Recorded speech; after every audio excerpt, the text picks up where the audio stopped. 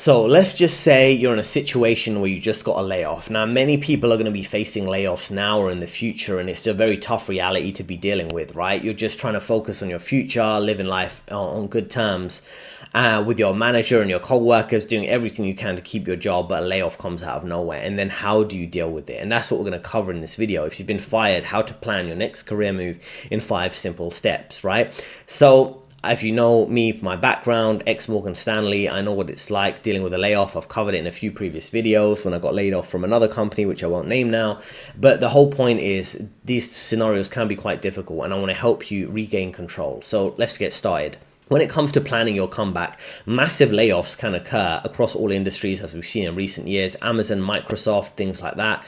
There's recent surveys that have been done that says, they did a survey of 1,000 employees. 78% of them say they're scared to lose their job in the next recession. They're going from an environment where you're trying to be loyal to a company to being denied entry to a company, and you're carrying a box because your ID card doesn't work. You can't get back into the office, and they send you packing very quickly. You lose access to the system. Your work laptop no longer works, and they kick you out of the company, right? So the corporate world doesn't really care about you. One day you're part of the team, the next you're walking out with a box in your hand, and I want to help you rebuild quite fast with this speedrun video. So the first thing I want you to focus on is breathe first, strike later.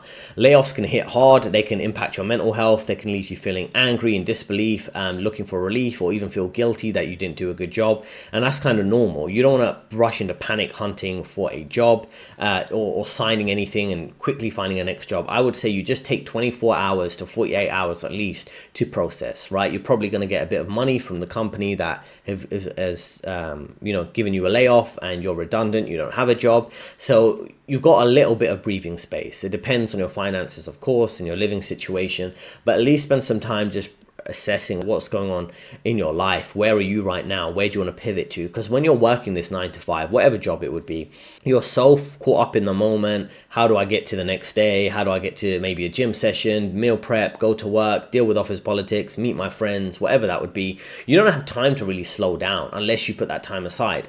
And taking 24 hours to 48 hours to process is very important. Have a clear head, think about your next move, and think about what's your next power play, right? Not just your next paycheck. And if you detach your emotions and regain logical thinking, the company's already moved on. The company's already hired someone. You'd be fired on Friday. They'd be hiring a new person on Monday. They might replace your job with whoever the manager's favorite is. So it's your turn to really think strategically and find solutions for yourself. And just to get to that a little deeper, I worked with a client, and he lost his job, a sales job in London, and he moved back to where he was living in North England, right? A lower cost of living location, so he's saving more money. I think he was living with family briefly because he lost his job, and then he was going to be looking for more local jobs where he was based. I believe it was Leeds or Nottingham, one of these places. And the whole point is he was taking that time to think things out, and he was thinking, do I want to stay in the UK long term? Do I want to have an online business? He mentioned doing drop shipping, but it became quite expensive, running the adverts for that, even though he had some success with it. Then he mentioned, perhaps relocating to other countries, and I was helping him develop a plan to do that, developing his own online brand so he could work independently as a self-employed company of one, which I've covered in other videos. So the type of 3 thoughts and solutions that come to you when you stop thinking inside the box and you start thinking outside the box, because you have that time to think. So don't just rush like, oh, I lost my job, I have to find another one right now. So the thing is, before you sign a layoff agreement or redundancy package, severance agreement, they've worded different things in different countries, but they typically want you to sign an agreement with them, essentially saying, I agree to accept the money you're going to give me as part of this layoff payment. And in exchange, I won't sue the company for discrimination. I won't say you fired me based on my race or my gender or any other things, or that the company was doing some kind of employee discrimination, right? So just bear in mind, the HR your friend, the HR document's not your friend, and you do have to sign the document to get the money, but there's different ways of approaching it. Firstly, you might want to seek legal counsel to make sure if a lawyer could advise you that you could get more money. HR will not give you a lot of details of the document. You have it in front of you, of course, but they're not going to explain it to you like a lawyer would. So again, you got to think carefully how you want to sign it, if you want to add any terms to it, see if you can negotiate getting extra money. Typically, these HR documents are designed to protect the company, waiving your rights to sue them, of course, and controlling what you say publicly about the company after you leave and locking you into their narrative, right? So again, don't rush to sign the document, request time to review the document, find a lawyer or legal advice. There is free legal advice typically in each country. They have some government funded legal advice to get some opinions of that. Typically, the companies try to rush you to sign it, but you have like a week or two to really go through it and really make sure that something I actually added to one clause when I dealt with a layoff is that typically there's a wording there that says, if you quit this company, you're not allowed to say anything negative about the company publicly or to other people, right? There's a legal line in there. And then my lawyer at the time said, yeah, that's good. You have to agree to that. But also you should add a line that they can't say anything negative about you when you leave, right? Which I said, okay, let's add it. It's not going to cost any extra money for them to add that one line. And they added it, right? And I think that's helpful because let's just say in the future, you move on from one company to another, or you're like me, you have a public brand and things like that. And then this company tries trashing you and saying you were a useless worker, things like that. That's why you got the layoff. And it's like, well, no, I could sue you for libel. I could sue you for breaching the severance agreement and you should owe me more money. Do you get what I mean? So you've got to be careful about what specific terms you're agreeing to. Now, another thing to look out for is when you're dealing with a layoff. It depends how you want to do it, but typically the layoff, the HR will say, okay, we've got a legal agreement for you to sign off before we pay you the layoff amount and you leave the company. We have some recommended lawyers or employment lawyers who are familiar with working with us and they'll review it. Now, in certain instances, you could work with that employment lawyer and they will be familiar with the severance agreement. They know the company or who are firing you, let's just say Microsoft, and they know how the agreements work. They'll review it quite quickly and they'll give you what you want. And the company subsidizes that legal cost. They'll pay them $600 or whatever it would be for reviewing that agreement. Now that can work because that can be quite efficient, but if you're dealing with a contentious situation where you really want to squeeze the company to get more money and maybe say they're firing you because of your race and you want them to give you extra funds for that type of scenario, then you might want to hire your own independent lawyer because there's no conflict of interest because they're no longer linked to the company in the sense of they're used to reviewing all the severance agreements for that company. They'll be completely independent. There's no conflicts of interest there. And then they might be able to push for a bit of extra money. So again, I cover that in more detail through my career coaching if you want to discuss that. And the other thing is you want to protect your story, right? Like I say, you don't want them to have lines in that agreement that they can't that you can't criticize them publicly, but then they're allowed to criticize you. So you might want to add that line. Typically, they're not going to go and try and ruin your life by criticizing you on public forums and things like that. But if it's one small thing you can add, that makes sense. The other thing, again, before you sign it, is you want to think about what is actually going on in terms of your scenario. Can you leverage race? Can you play the race card, the gender card, the discrimination card? Or there's another card you can play where maybe you gave negative feedback about management a few months before they give you a layoff, and you can say, you're firing me unfairly, this is retaliation, this is breaching employment law, because just because I provided some critical feedback of the manager a few months ago, now you're firing me from the job. That is a legitimate claim that they could be firing you unfairly. Then you might be able to get more money in the layoff settlement before you do leave.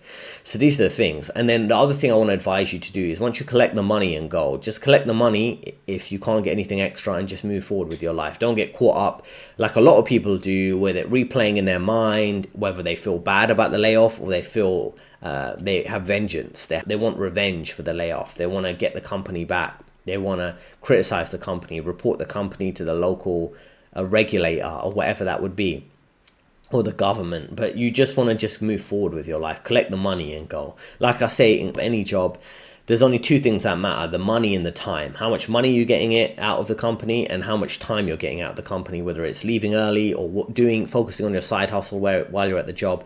Everything else is fake. The people are fake. The social dynamics are fake. It's only the money and the time that are real. Next, we're going to focus on negotiating your exit like a pro, right? So you want to leave the company, but it doesn't mean losing leverage. You want to negotiate your exit the same way you negotiated your offer. Never assume their final offer is final. Like I say, see what extra money you can get in the severance agreement. And then also try to get the severance payment as soon as possible. I mentioned in my previous layoff story, previous videos you can find on my channel, where I was dealing with that layoff whereby they we agreed to a certain amount for the layoff, and then their payroll team messed it up and ended up overtaxing me like 60%. So they gave me 40% of the layoff money, and then I quickly called them to resolve that. What you don't want to do is end up in a situation where they give you the wrong amount of a layoff package, and then the rest of the money goes to the tax authorities, the Inland Revenue, HMRC, or whatever tax revenue is in your local jurisdiction, wherever you live.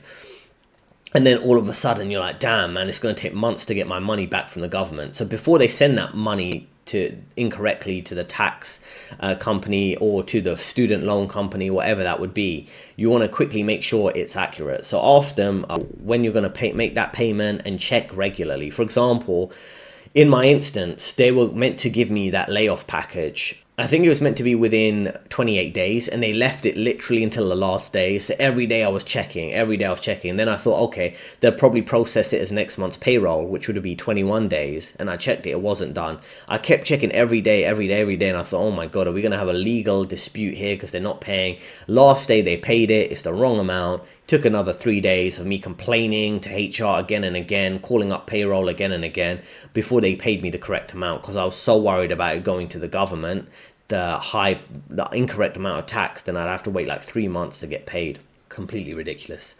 But the thing is, what you want to do is essentially get an extension of, figure out what other benefits you have during that layoff period, during the gardening leave before you leave the company, which means you're getting paid for maybe 3 months before you leave the company officially. You're just not working there, but they're still paying you a monthly salary. So often during that period, whatever benefits you have do continue. You have continued ability to use health insurance, to use their other gym services and things like that, whatever other benefits you get. Now, I remember an important example of this was a New York lawyer who was getting paid quite well, earning a 200k salary, had all these benefits, and they gave him like a layoff. He accidentally was complaining about the job, and they immediately decided to push him out as quick as possible because he was just complaining about the job on his lunch break one time to a co-worker who went and snitched on him to others, which was completely ridiculous. Like, you can't vent at all at work because everyone's going to snitch on you to the management or someone else, and you'll get a bad reputation. So what ended up happening is, during the layoff period where he was dealing with gardening leave, he forgot to use the healthcare benefits he had, which he should have had because he had his wife and his kids covered. He should have thought, okay, well, I'm at this job for the next 3 months. I don't have to work there. They're paying me before I can officially leave.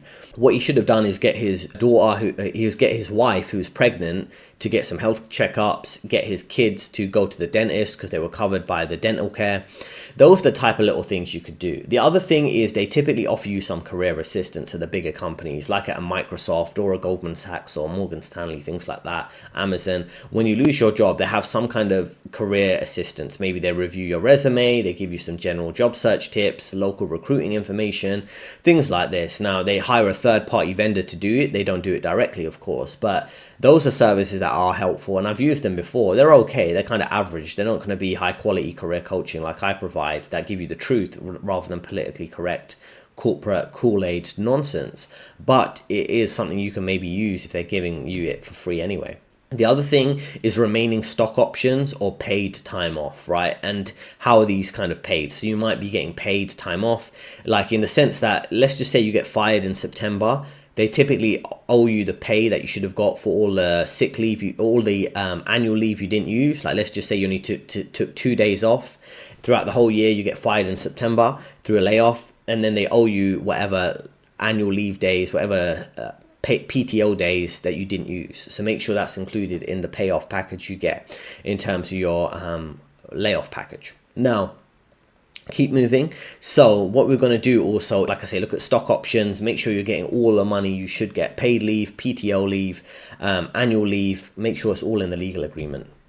Now, option number 4, point number 4. So job search, but don't be desperate, right? You just don't, I mean, a lot of things people think is just like a mental trick, but I think it is real, right? You see yourself as, look, I'm not unemployed, I'm in transition, right? I am reviewing LinkedIn, recruiters, start slow, step up your job search day by day, don't get too stressed out. Review LinkedIn, recruiters, industry specific job boards are quite important. There might be specific finance jobs, sites relevant to your industry, tech job sites that are relevant to your industry rather than just just go to the generic sites like Indeed, for example, upload your CV, add keywords that recruiters are specifically searching for, like AI, for example.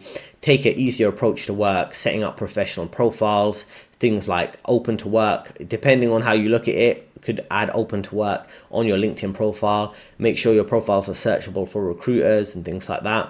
Control your narrative. You don't want to make it sound like you had bad performance at the company and that's why they let you go. You'd control your narrative by, if it came up in interviews why you left a company, there's two ways you can approach it. Firstly, just say you left on your own terms. Another way could be just using keywords like, oh, they were downsizing, they were going through a merger, and internal changes are going on, and that's why I left the company. Another one could say your previous company was going through restructuring and now I'm pursuing new challenges aligned with my skill set.